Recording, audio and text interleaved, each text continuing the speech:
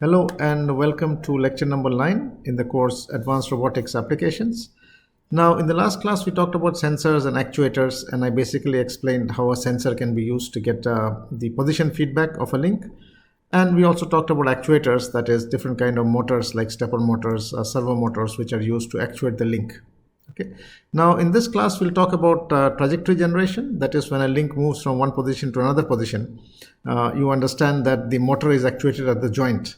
So it's basically the joint which is moving from one location to another location, and because of that, the end effector reaches from a given position to a desired position.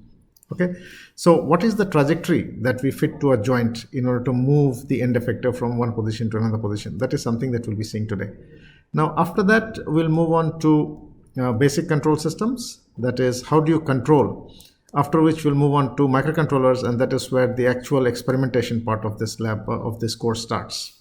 Okay, so today we'll talk about trajectory generation and then proceed to basic control systems. Now, what is a trajectory? That is something that we need to talk about, and we basically need to understand how does a robot actually work. Okay, so now I'll very quickly define or explain how a robot actually works. So we have a robot link, which is shown here. Just for example, let me take a single link only. And this at the joint, there is a motor, and behind the motor there's an encoder for position feedback, and in front of the motor there is a gearbox. Okay, now the motor would actuate the link and move it from an initial point. Let's call this the initial point, and let's call this the final goal point.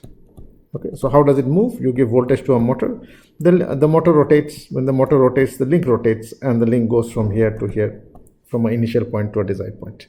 Okay, so what has moved is the motor has moved, and then the joint has moved. Okay, so basically we are actuating the joint. So we are actuating the joint, okay, by using a motor. So let us say that in time t, the joint moves from theta naught, the initial position, to the theta f, which is the final position. Okay, in time t. Okay, so what we see is what should be the equation that will define the motion of the joint from from theta naught to theta f. Okay, now something that you see here is when we talked about the kinematics, there was no time. When we said that, say for example, I talked about inverse kinematics of a two-link manipulator system. It is at this instant, it is at this location, then it has to go to that location. So by doing inverse kinematics, you can find what is the corresponding joint angles. Okay, so this is my theta 1, this is my theta 2. So theta 1 moves, so we can say that theta 1 moves from, say, theta naught, theta 1 naught to theta f naught. So theta 1 to theta final position it moves, whereas theta joint 2 also moves from, let's say, theta 2 initial position, which is 0, to theta 2 final, which is at this position. Okay, so what we are seeing is that the motors are actually actuating the joints. Okay, and because of the joint motion, the end effector is moving from here to there. Okay, so essentially we are controlling the joints, and because of the control of the joints, the end effector is moving from one position to the other position. Now, so what is the trajectory? So the point that I was trying to make here is that when we are talking about forward kinematics or inverse kinematics, it is basically talking about theta, and there is no time. There is no time in there. Okay, so it simply goes from this position to this position. We don't say how much time it takes. Okay, but if I want to bring time into the picture, because I want to control it now, it has to move from this position to this position in some time t. So the moment I bring time t into the picture, we are in the time domain, and this is basically what is called a trajectory. So what is a trajectory? How do you define it? So a trajectory is defined as time history of position, velocity, and acceleration. Okay, so a trajectory is defined as time history of position, velocity, and acceleration. So we need theta dot, and we need theta double dot also. So we need position, velocity, and acceleration in order to move the manipulator from one point to another point. As I was giving the example, if I want to go from here to here in time t, I will need the position, I'll need the velocity, and I'll need the acceleration also. Okay, so a trajectory is basically a time history of position, velocity, and acceleration. And that is when we are controlling it, we are basically moving the motor following a particular trajectory. That means it will move from some initial position of the joint angle to some final position in some time t. Okay. Now let us look at how do we define, say for example, we gave the example of the single link manipulator here, that it is moving from here to here. Okay, this is theta naught and it is theta f in time t. So this is my t axis, time axis. It is moving from, let's say, suppose this is my theta naught position, initial point, that's my theta f position, theta final position in some time which is t. Okay, so from here it is moving there. So from here it is moving there. What should be the trajectory of theta? What is theta? Theta is the joint angle. Okay, now will it be a straight line like that? Will it be like this? Will it be like that? What will it be? So that would define the equation of the trajectory, right? Now can it be a straight line? No, it cannot be a straight line. Why? Because if you say it's a straight line, so if, let me start writing it, theta t is equal to theta naught plus theta 1 a1 t. Sorry, it's equal to a naught plus a1 t. That's a straight line. Now can this be the equation of motion? No. Why? We said that in a trajectory. So in a trajectory you need position, you need velocity, and you need acceleration also. So if I take the derivative of this, what will happen? If I take the derivative theta dot, what is going to happen? This will become a1, which is constant. Okay. Now obviously it cannot start and stop if the velocity is constant, because velocity has to become 0 at start and end. So this is not possible. If you have only a straight line, or if you have a cubic, if you have a parabolic, what is going to happen is you will not be able to define your velocity and accelerations. Okay. Now if I add one more term, a3t cubed, okay, now we'll have both. Now suppose I had only these three terms, then theta naught into t, velocity, is equal to a1 plus twice a2t. Okay, velocity only for this term, if this fellow is not there. Okay, now what about acceleration? Theta double dot t will become equal to twice a2.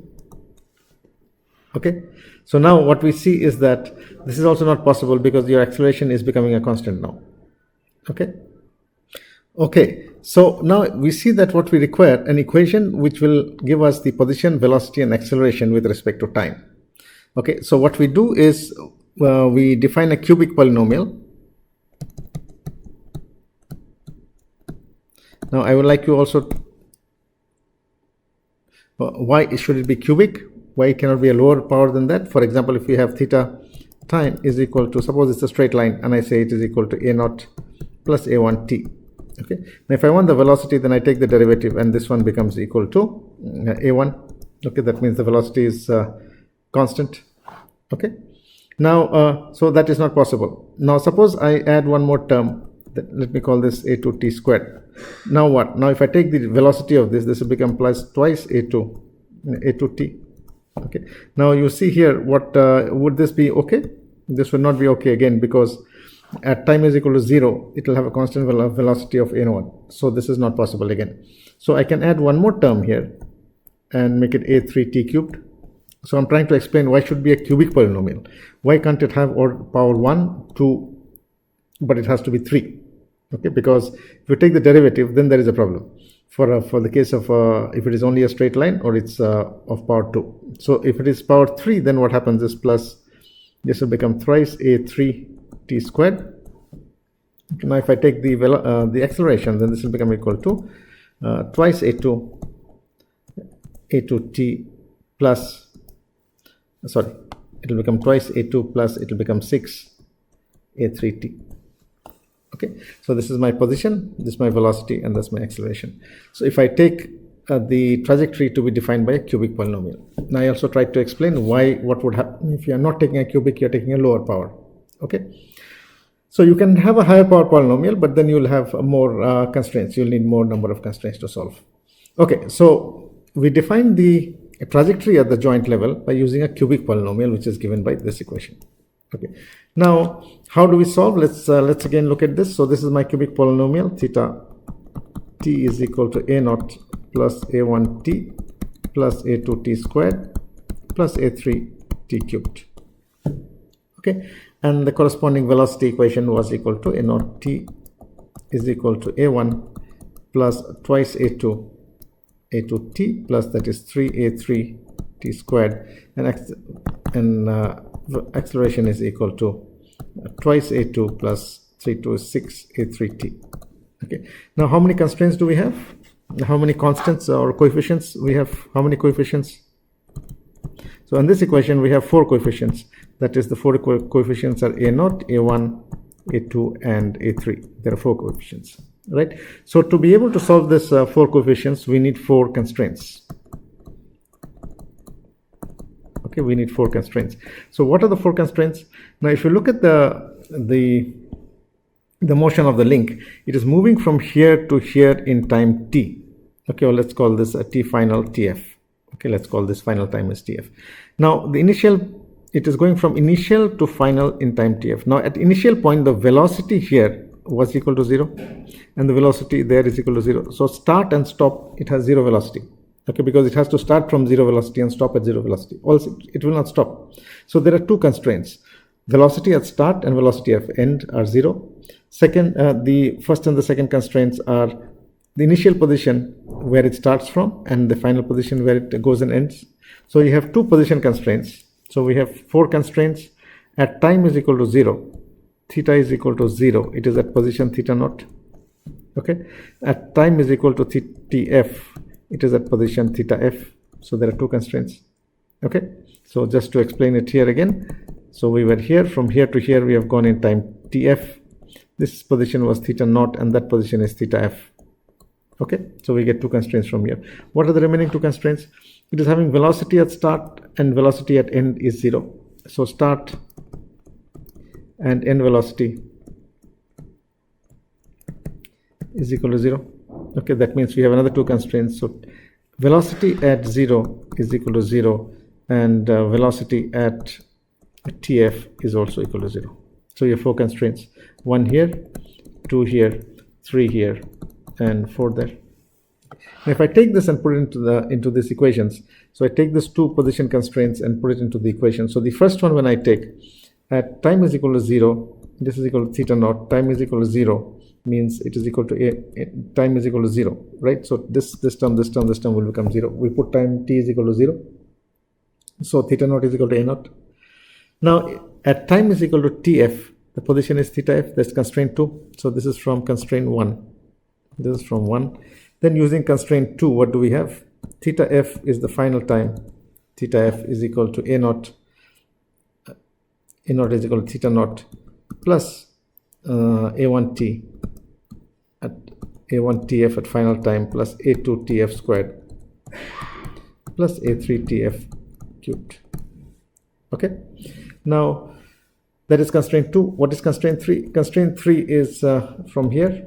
From constraint 3 we get velocity is equal to 0 when a1 at time is equal to 0. So time, this will become 0, that will become 0. So a1 is equal to 0. So I can take this a1, put it at 0 there. Okay, because a1 is equal to 0. It's from my 3rd constraint. What is the 4th constraint? The 4th constraint says that at final time it is also equal to theta naught. Not final constraint at time tf is also equal to 0. And this is equal to, so I put in the second equation. So a1 is already 0. So I get twice a2 tf squared, tf plus thrice a3 tf squared. Okay, so I have got this one, a naught is equal to this, a1 is equal to 0. So I need 2 more constraints. This is a2 and a3. So there are 2 equations. This is one equation here and there's another equation there. Okay, so I have 2 equations and 2 unknowns. So what are the 2 unknowns? a2 and a3 are unknown and we have 2 equations here. Okay, so what we can do is now I can solve these 2 equations, 2 unknowns, so I can solve. So when we solve it, you can solve this and what you get is a naught we have already obtained is equal to theta naught, and we have obtained a1 is equal to 0. Now by solving those 2 equations, we can solve, we can find that a2 is equal to 3 into tf squared divided by theta f minus theta naught, and a3 is equal to minus 2 by tf cubed theta f minus theta naught. Okay, so I hope you followed what I was trying to explain. Is that, let me just go back and explain that I have a start point and I have an end point. Okay, so for each of the joints, if there is one link as shown here, there will be 1 theta. If there is multiple links, like in the other case I showed, there were 2 theta 1 and theta 2. So there will be 2, there will be 1 for theta 1 and there will be 1 for theta 2. Okay, there will be some variation like that. So there will be one trajectory for theta 1, another one for theta 2. Okay, now what we have seen is that we use a cubic polynomial like this, and this is the velocity. From here I get my velocity, I get my acceleration. Now this cubic equation, polynomial equation, has 4 constants. So I'm going to use 4 constraints, and these are the 4 constraints. There is a constraint of position and constraint of velocity. I put this correspondingly into the equations, and what we get, we can find the values of theta A1, A0, A1, A2, and A3. Okay, so this is how we find the constraints and the coefficients of that equation. Okay, now let's look at a very simple problem. For example, if you have a single link manipulator, again, this is a very simple problem. A single link manipulator is moving from 15 degrees to 75 degrees in time 3 seconds. I hope the problem is very clear. Okay, so there is a single link manipulator, and this is the joint angle theta. So theta is varying from 0 degree, from 15 degrees. So theta naught initial point is 15 degrees, and theta final TF is equal to 75 degrees. Okay, in time at t is equal to 3 seconds.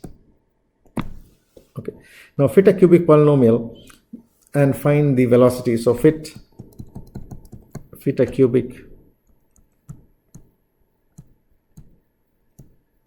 polynomial and find let's say and plot the velocity, or let's say the position, velocity, and acceleration. So plot theta, theta dot, and theta double dot. Okay, how do we do that? So let me write my equation, polynomial equation. So the polynomial equation is theta t. So first I need to find the various coefficients. These 4 coefficients I get from here. Not coefficients, the constants of that cubic polynomial I get from here. So a naught is equal to the starting point, which is 15. Okay, that is theta naught. Now what about a1? A1 is always 0.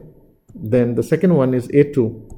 So a2 is equal to 3 by tf. What is tf? Tf is 3 seconds squared divided by 75 minus 15, which is equal to, how much do we get that? A is equal to 20. What is a3? A3 is equal to minus 2 by tf cubed, which is 3 cubed, into 75 minus 15, which is equal to, just compute this out, you get minus 4.44. Okay, so we get our 4 constants of the equation. Okay, that a0, a1, a2, and a3 for this problem, where the manipulator is moving from 15 degrees to 75 degrees in 3 seconds.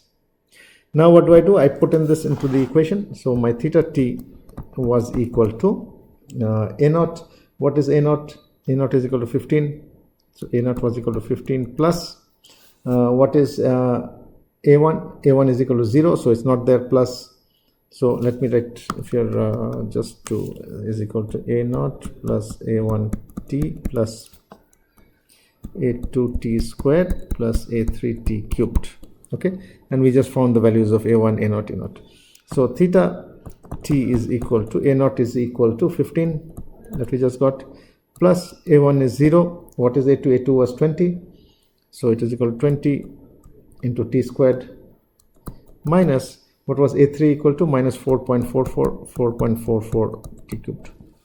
What is the velocity? Velocity is, take the derivative, so this is equal to 40 t minus 13.33 t squared. Okay, and what is theta double dot t? Theta double dot t is equal to, the acceleration is equal to 40 minus 26.66 t.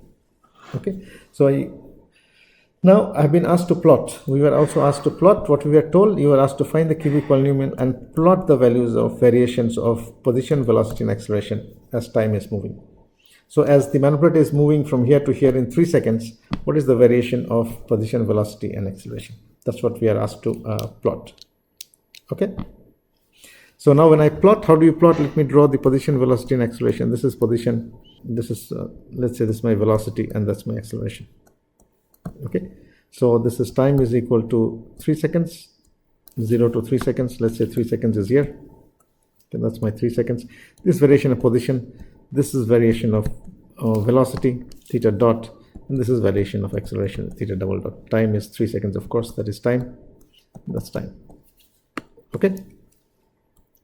Now, at the start it was 15 degrees and at the end it was 75 degrees. Okay, that means this is my 75 here. This is my start. So how do we plot? I simply take intervals of 0.1, 0.2, 0.3. So here I can do 0.1, 0.2, 0.3. Put the values in this equation. And whatever value you get, you plot, and what you'll get is a curve like this. Okay, so it will go something like this, start like that, and end there. Okay, so that is my equation of what the position variation looks like. Now, how do you get velocity? Velocity is the second term. Put different values of time. Say time is equal to 0, time is equal to 0.1, 0.2, 0.3, up to 3. So what you'll see is at the center point, at the center here, the velocity will increase like this till the center, and then it will decrease. Okay, so this will be somewhere around so it will increase and then decrease. So this is my velocity, which is going up. Somewhere around, this is about 25 per minute. Okay, so that's my velocity variation. What about my acceleration variation? Now at time is equal to 0, if I start, acceleration is 40 here.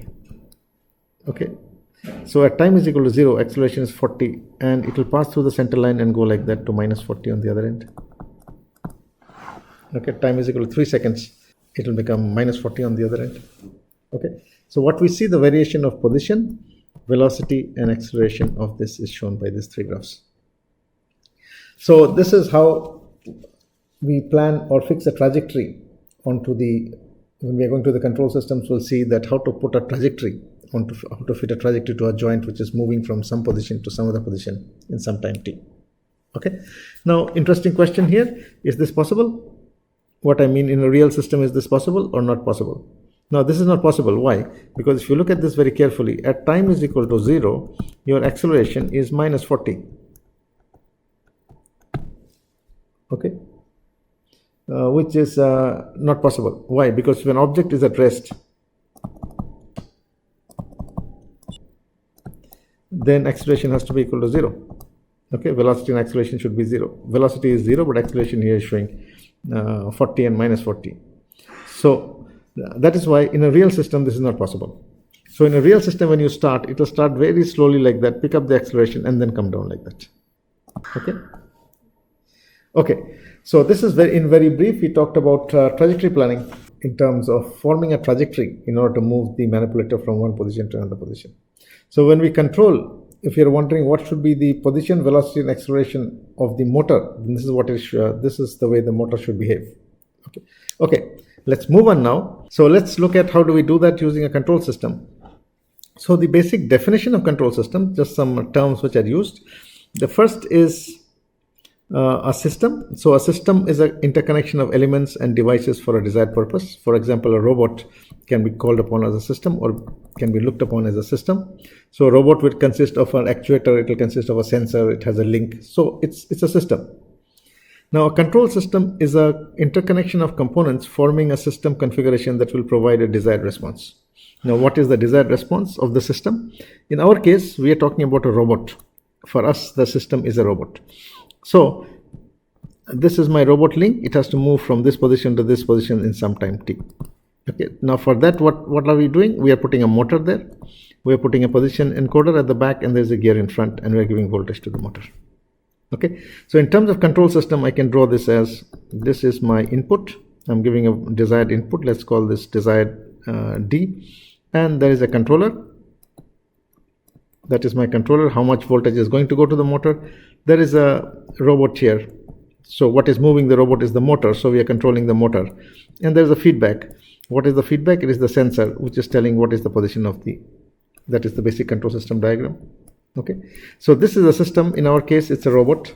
It's an interconnection of elements. What elements? Motors, encoders, gears. And then there's the control system. And what is this control system? It is a interconnection of components such as the controller, the motor, the sensors. Okay. And it will provide a desired response. What is the desired response? it will move the link from here to here in some time t. Okay. Now, you can also talk about a process. The process is a device, plant, or system under control. The input and output relationship represents the cause and effect relationship. Okay. So, for example, a process can be a process of oil refinery, or a process where you're controlling a process. Okay. It need not be a system. Okay. So that is a very basic definition. Now, there are two kinds of systems we can talk about generally. Open loop systems, in which there is no feedback. For example, we talked about a stepper motor. So we have talked in terms of a stepper motor, which is an actuator. Okay. So in the case of the stepper motor, you can give it voltage in steps and it will move in steps. Okay. So in this case, you give voltage and it will move one step. No, there is no feedback required there, because one step is 1.8 degrees. Say, for example, steps of 1.8 degrees. So if you give it a step voltage, it is going to go 1.8 degrees. So there is no, it's not a closed loop system, it's an open loop system.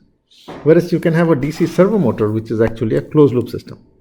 Now in this case, there is a feedback, and the feedback can be a sensor, the one I just drew some time back, this one. So this is called a closed loop system, closed loop control system. Okay. Now, another term which is very commonly used, single input, single output system. So it can be called a single input and single output system. Single input, single output system. So there is one input which is going in and one output which is coming out. Okay. But you can also have a multi-input, multi-output system, which is called a multi-input, multi-output system, or called a MIMO system, in which case there can be more than one input and there can be more than one output. Okay, a robot control system actually is a multi-input, multi-output system. Now, if you think a little bit closely on the system, we explained that a robot manipulator would look something like this. It will have multiple joints. And because there is multiple joint, because of the dynamics of the system, what I mean is when it is moving, the velocities will tend to propagate in this direction and the forces will tend to propagate in that direction. So even if one link is not moving, it will still be subjected to forces. Okay, and because of the dynamics, and that basically acts as a disturbance of the system. So the dynamics is basically a disturbance on a system. So a robot control system actually has a disturbance here, which is coming in from there, and that is my disturbance, which is the dynamics. So it is two input system, one input is here, another fellow is there. So it's a two input. In reality, it's a multi-input, multi-output system, but we generalize that, and well, we don't generalize, we simplify it and say that it's a single input, single output system. But something to remember, that in reality it's a multi-input, multi-output system. Okay, these are some examples of early control systems. For example, the governor mechanism of the steam engine. How this works is that these are metal spheres which are connected. These are metal spheres here, and this is connected by means of this mechanism to the valve which controls the steam, which is going into the engine. Okay, so when the speed, so if you look at the connection here, the output of the shaft is connected with this pulleys or belt to the governor mechanism. So this is the governor mechanism. So when the wheel rotates about this axis, what will happen is this is going to rotate about its own axis. Now when the speed increases, what will happen is, because of the centrifugal forces, the spheres will tend to move outward. If they move outwards, you can imagine that they're going like this now. The sphere has come here. So what has happened here is that the lever here has moved up. So the lever has come like this now. Okay, so the lever has come like this. And because of which the valve is going to get closed, or it will get reduced. So if the valve gets reduced, the steam flowing into the engine will get reduced, and because of which the speed will decrease. So this is basically a speed control mechanism, which is called the Watt's flywheel governor or speed control mechanism. Okay, the more common one which is used, of course, steam engines are not used these days anymore. But the most common one that which is available almost everywhere, I'm sure some of you would have seen this, is the float governor, which controls the level of liquid in a tank. Okay, so liquid level control. Okay, so liquid level control by using a float governor. So in the flush tanks in the bathrooms or in the tanks on top of your houses, you might have seen that how is the liquid level being controlled. So there is a float or a ball filled with air, which is, because it's full of air, it's floating on the surface of the liquid. And it is connected to this lever mechanism, and this is connected to the water inlet. So when the level of liquid increases, what happens? This goes on top. So what happens is it becomes like this, which means that it is closing the tap. So after it reaches a particular height, the liquid reaches a particular height, it will close the supply valve. And this is automatic. It's passive. There is no controller anywhere. But this is a liquid level control or a passive control system. The simplest example of a control system. What is it controlling? It's controlling the level of liquid in the tank. Okay. Now, this is basically how we define or we draw a control system. So we say that this is my desired input to the system, and this is basically called a comparator, okay, which compares or takes the difference between the desired minus the present position. There is a controller which controls the amount of actuation that will go into the system, and this is the process of the robot. Okay, and the feedbacks, this is a sensor. So in our case, there is a controller here. Our case, this is a robot. What are we controlling of the robot? It's a motor. Okay, what is the sensor? It's an encoder. It's a position encoder. It's a position sensor. Okay, so how does does this actually work? Let me give you an example again with the same single link manipulator we just drew some time back. Suppose you are at 15 degrees. You want to go to 75 degrees. Okay, so what is my desired will be 75 here. What is present is actually 15 when we are starting. Okay, so what does the comparator do? This comparator will take, the sensor is telling what is the feedback coming from here is 15 degrees. So it's 75 minus 15, which is equal to 60. So the difference is going here as 60 to the controller. The controller is multiplying this with some gains. Let's call this Kp, and then giving it to the motor. What it is generating as output is voltage. It is giving the voltage to the motor. The motor is rotating. When the motor rotates, it is going in that way. So this is increasing. Okay, so suppose 15, 16, 17, 18, it becomes 20, then it becomes 40. Then suppose now it is 40. Then what is happening? It is 75 minus 40, which is equal to 35. Okay, so now it is 35 here. Okay, again it is multiplied by some gain and it goes to the motor. It's a voltage. Now the moment this is moving, it comes to 45, means it has reached. Now, sorry, it comes to 75. The moment this becomes 75, this one becomes 75 minus 75, which is 0, which means that the voltage now to the motor will become 0 and the motor will stop. So that is exactly how the control system works or controls the linkage of the system. Now there are many examples of this. For example, a car, autonomous car trying to follow a line. Okay, so if this is an autonomous car which is trying to follow a line, there would be a sensor. Say for example, there can be a vision sensor or a camera sitting on the car which is observing this line. Okay, so when it is observing the line, if this distance is equal to x, the distance between the car and the line, if the distance increases, means the car is going towards the left, it will move it in this direction, and if it is x is decreasing, it will move it in that direction. So what is the objective? The objective is to maintain this distance between the car and the line as constant now. Okay, so if this is my desired position, this is my controller here now. There is a sensor which is sensing, which is vision system here now. Okay, so what is the vision system giving back? Is giving the distance between the line and the car now, and what the controller is doing is trying to maintain that line, the distance constant. So it's very easy to understand that if the car is moving, if I draw the top view, if this is the road and this is the center line and this is the car, okay, so that's my car, then what I'm basically doing is I'm trying to maintain this constant. If the car goes off this side, then you rotate the steering onto this side. If the car is going off this side, you rotate the steering on the other side. Okay, and that's what the controller is doing.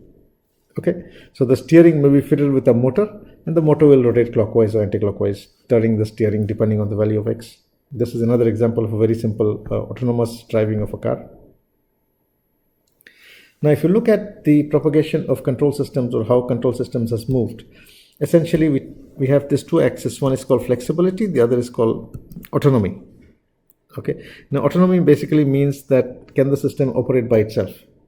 Okay, so if you look over the years, in the early control systems about 1950s, okay, the flexibility was low and the autonomy was also very low.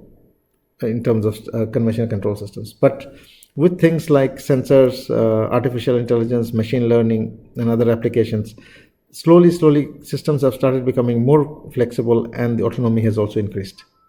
Okay, and today we are somewhere here, what we say intelligent systems, where we talk about in terms of robotics, artificial intelligence, machine learning, okay, man-machine systems. They all come somewhere in this region. So that is the way we have control systems has been progressing over the years. Now another design example before we proceed further. Suppose this is a turntable, this is a DC motor. Now suppose you want to rotate a table. You can, let me fix a robotic link on this table. Okay. Suppose I want to rotate this about this axis like that.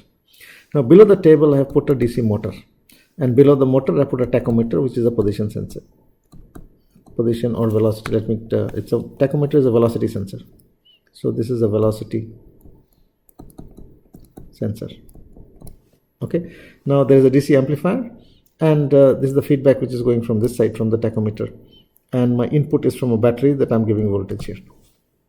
Okay, so by moving the resistor either to the right or the left, I can increase or decrease this voltage, which is giving us input. What is the comparator doing? It is doing input voltage minus the voltage generated by the tachometer, which is voltage of the tachometer. This is voltage in. So what is this fellow doing? It is doing VI minus VV. Okay, and whatever value it is getting, it is multiplying with the amplifier. Okay, so suppose you are giving 5 volts.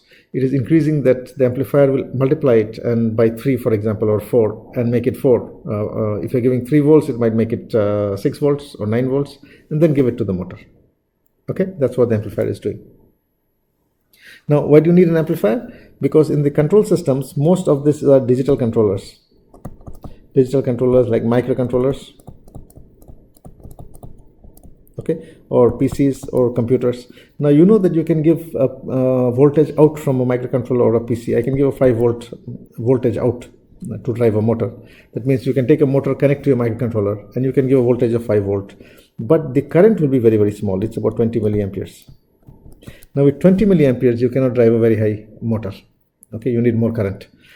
And that is where you need to have an amplifier. So what this amplifier will do, it will give that external energy and amplify this current to about say 5 amperes. Okay, that's the reason why you require an amplifier.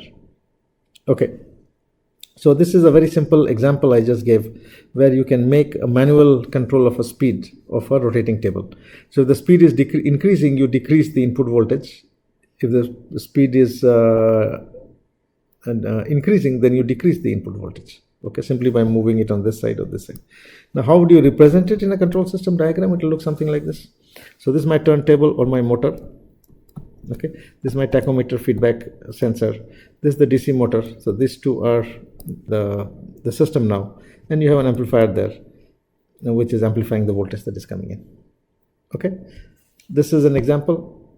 Now, what we have seen is that in case of we talked about inverse kinematics, we talked about forward kinematics, then I talked about trajectory planning. Okay, now suppose we generate a trajectory. So we have a cubic polynomial from which I can generate the position, velocity, and acceleration, and I give this to the robot link. Will it be able to follow a given trajectory? Okay, so I have a trajectory generator here. So this is my trajectory generator. Okay, the trajectory generator gives output of position, velocity, and acceleration to the robot. This is my robot.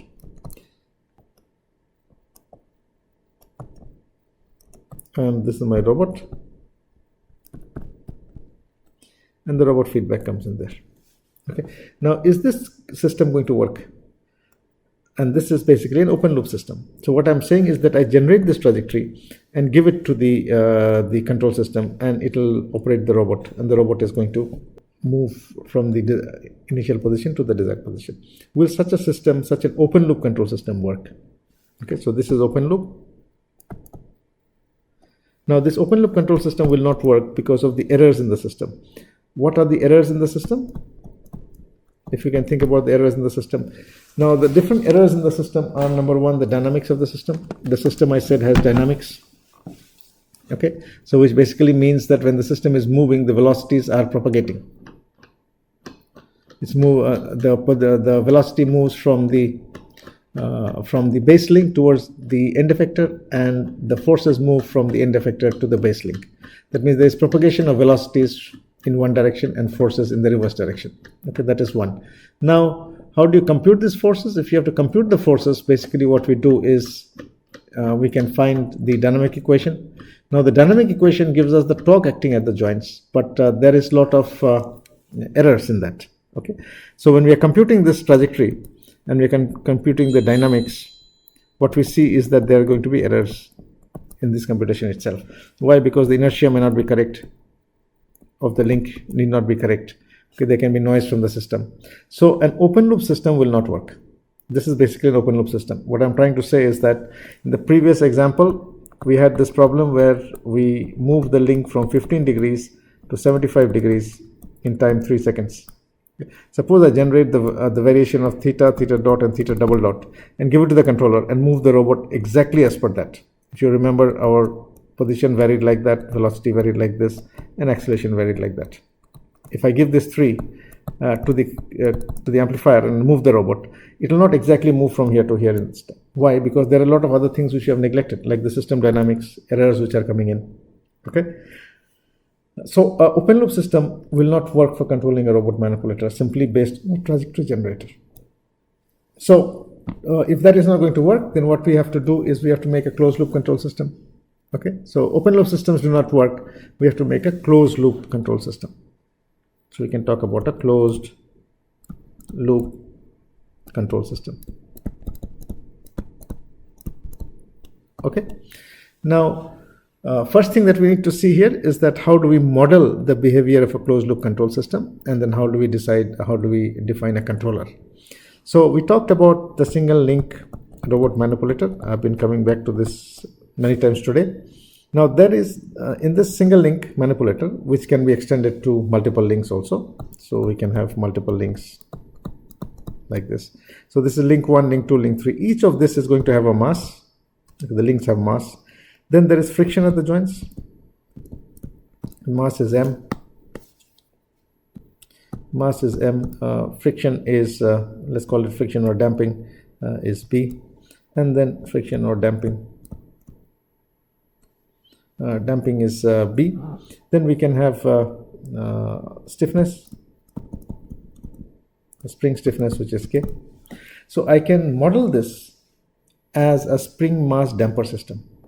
Okay, because the links will have mass, there will be some damping b, and there will be some friction, some damping, and some constant k, the stiffness constant k. Because exactly this is not a rigid body, it can bend a little bit, and that is my stiffness, which is there.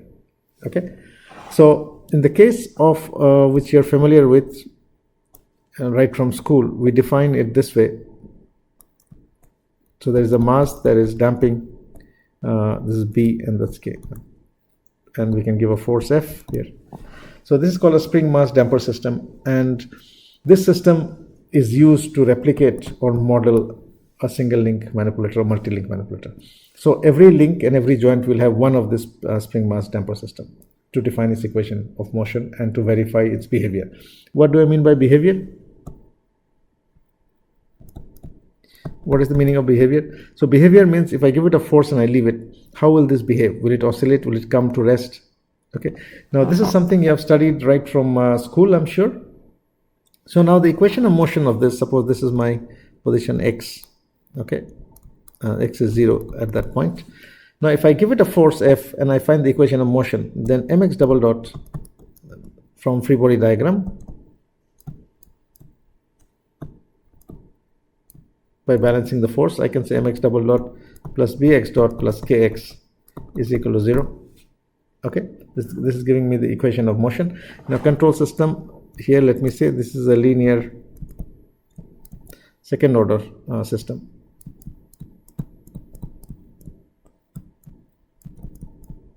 Okay, so we are modeling this as a linear second order system. Why? Again, because this is something we understand and you have all studied, and it is easy to understand how to design a control system based on this theory. Okay, now if I take the Laplace transform of this, then it becomes ms squared plus bs plus k is equal to 0. Okay, now this has two roots. If I want to find the value of s, now basically I'm taking the Laplace transform to convert an algebraic equation in the time domain to that in the s domain. So I'm taking the Laplace transform. Okay, so this is essentially a differential equation. Now to find the roots, to find the solution of this differential equation, we can convert it into an algebraic equation, take the roots of this algebraic equation, and then come back to the differential equation to get the solution, right? Now this would have two roots. It will have s1 and s2, which is equal to minus b by 2m plus ob squared minus 4ac by 2m. Okay, so basically what we are seeing is that we are converting this differential equation in time domain to an algebraic equation in the s domain, finding two roots, finding the roots.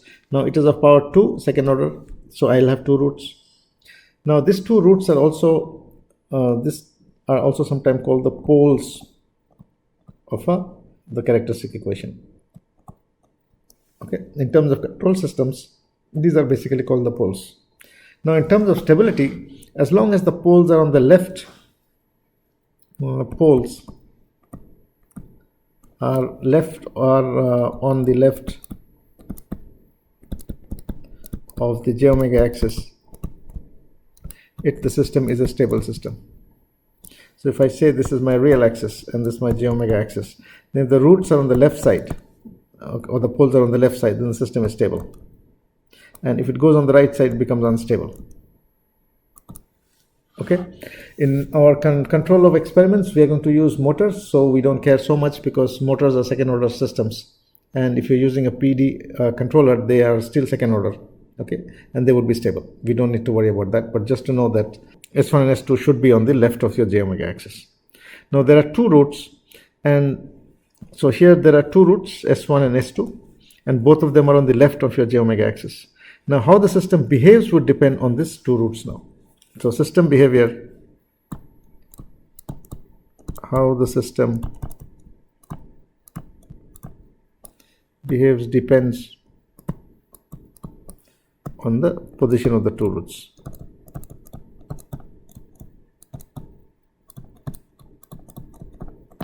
Okay. Now what do you mean by how the system behaves? That means if I give a small push, this is the mass spring damper system, mass spring and damper system. So if I give a small push, okay, and I leave it, how would this behave? Okay, so for example, if I give a small push and I leave it, I take it to this position, this is my x is equal to 0, I take it to a position x equal to x1 and I leave it, and this is my time axis. So would it come like this and stop? Would it oscillate like that, or will it do something like that? Okay, what is it going to do? Okay, now if you look at this, the roots here, this term which is coming into under the square root, b squared minus 4mc, 4mk, sorry, what did I write? 4mc I wrote, it should be 4mk, b squared minus 4mk, b squared minus 4mk. Okay, yeah, please note that correction here. Okay, so depending on the values of this b squared minus 4mk, because there is a square root sign there. Okay, now there are three conditions that can happen, right? So this is something you have studied long time ago. Again, depending on b squared minus 4mk, we have b squared minus 4mk. Okay, so b squared can be equal to 4mk. Okay, then b squared can be greater than 4mk, and b squared can be less than 4mk.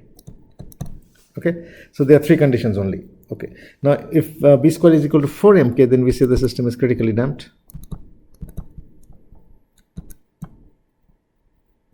Okay, now b squared is greater than 4mk, we say it is overdamped, and if b squared is less than 4mk, it is underdamped. Okay, and in terms of the roots, what about the two roots? So if the roots are real and equal, then they're critically damped. If so let's look at in terms of the roots. So if I have the first case, p squared is equal to 4mk. This is, let me talk about this. I take it to a position x and I leave it. So what is going to happen is it is critically damped, so it will oscillate a little bit and then it will come to rest like that. Okay, so this is for 1. What about for 2? Let me change the color. For 2, this is 2. So this is an overdamped system. So what will happen is it will go like this, like this, like this, and sorry, that's too much. And it will go somewhere there and it will stop. Okay, so this is an overdamped system.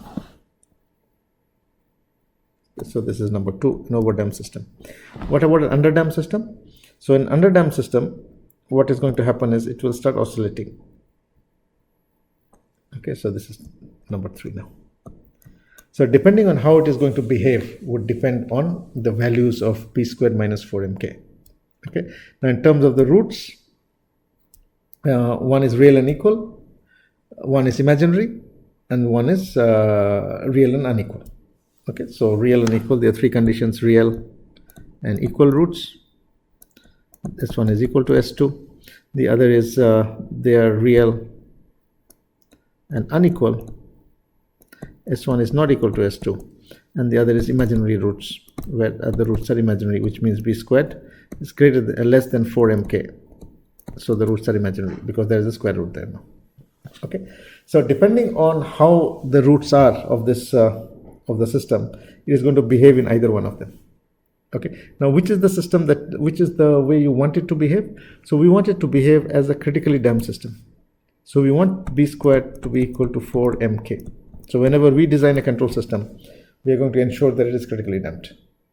Okay, so this system can behave in either 3 of them. Now it's very easy to understand. Please do try to correlate, because when we go to the experiments, we have to correlate the experiments with the actual system. So this basically means that if the spring is very strong, let me go back here. Now let me draw that MBK fellow again. So that's my M. This is B, and that's K. Okay, so if the spring is very, very strong, okay, what will happen? It will keep oscillating. So this basically means this is strong spring. Okay, now if the damping is very high, it cannot move much, so it is going to be an overdamped system. So this is a strong friction. Okay, and if they are equal spring and equal friction, then it's a critically damped system. In terms of the physical system, you should be able to understand it this way. Okay, so now next what we can do is we have to design a controller for this. That is, so what is the position regulator doing, or what is the controller? So this is the natural response or the natural behavior of a system. This is natural response or behavior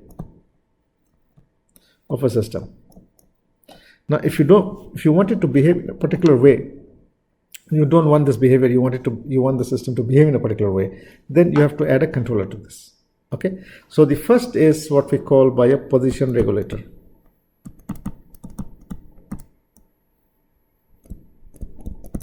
Okay, now what is the position regulator? It will just maintain the position at a particular point.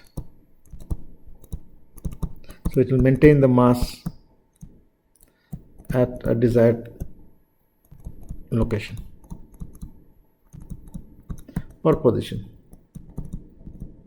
Okay, so in my MBK system, M, B and K system, okay, so if I give a particular force and I leave it, I want it to behave in a particular way, or I just want to keep the mass in a particular location, then what we can do is I need to add a controller to this. Okay, I have to give a force F in order to go and locate the mass in a particular desired position. So the question is, how much force should I give? Okay, so what is the controller doing? It is giving a desired force. How much? That we have to decide.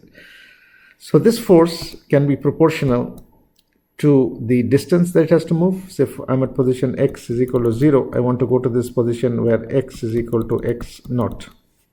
Okay, so it has to be proportional to the distance x. It has to move by this distance x.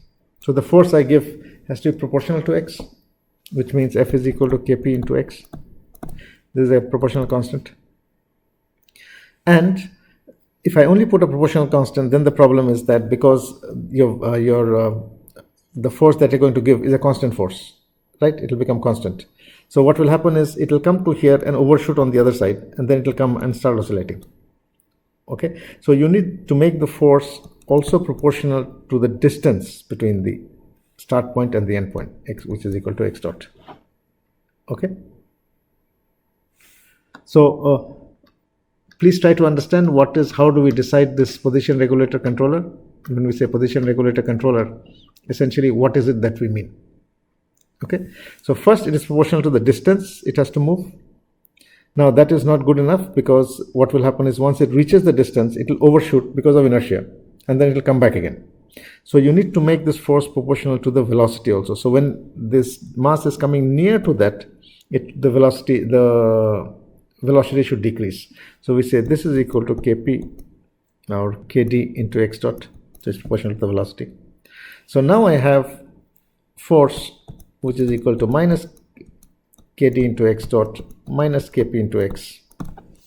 Okay, and what we are saying is that now this F is equal to mx double dot plus bx dot plus kx is equal to F, and F is equal to minus Kd into x dot minus Kp into x, right? So if I break them on this side, what will happen? Mx double dot plus, which is equal to b plus Kd into x dot plus k plus Kp into x is equal to 0, and I can write this as mx double dot plus b dashed x dot plus k dashed x is equal to 0. Okay, so this is equal to my b and this is my k. Now we are bringing it in this form. Why are we bringing it in this form? Because we understand the behavior of the system. Now what is the behavior of the system? The behavior of the system would be something like what I just explained. So it is an overdamped system, underdamped system, or critically damped system, either of the three. So depending on the values of Kp and Kd, this is going to behave in a particular way. Okay, so what we were looking at in today's class is this is called a position regulator, and a position regulator controller basically is of the form mx double dot plus b dashed x dot plus k dash x is equal to 0. Okay, and now for this to be critically damped, b dash squared must be equal to 4m k dash, this critical damping. Okay, this is my critical damping condition. Okay, and plus I need to give values of Kp and Kd. I can give values of Kp, only one of them, and find values of Kd. So something to note here is that in this equation, something very, very important, plus b plus Kd into x dot plus k plus Kp into x is equal to 0. There is one equation but two unknowns. This is one unknown, this is the other unknown. Two unknowns, one equation. So you can get infinite solutions. So we need two conditions to solve it. The first condition is critical damping. The second condition is give some numerical value of Kp, give some value of Kp, and then find Kd, and then see if the system is behaving as per desired. If it is not behaving as per desired, you need to change Kp. You need to change Kp again. Okay, that is basically what is called as tuning of a controller. Tuning of a controller. Okay, so today we talked about a trajectory planning using a cubic polynomial. Then we also started off with our basic control system, which is just the starting of our study on experiment and applications. That is, when you're controlling a robot, how are you controlling it? What do you mean by a second order control system? Now today we saw that we are basically modeling a robot joint, each of the robot links, as a mass spring damper system, and then we are trying to make it behave in a particular way, and it behaves in a particular way depending on the values of the controller that you're using, the damping, the MBK parameters, plus the Kp and the Kd values. Either it will be underdamped, overdamped, or critically damped. Now all systems are designed to be critically damped. Okay, so in that equation, basically we assume critical damping and we give one value of Kp for tuning. So when we are saying tuning, what do we mean? We basically mean I give a numerical value of Kp, find the value of Kd, then see the system response. If I'm happy, great. If not, then we have to do it again. Okay, so we'll stop today and continue the next class. Thank you.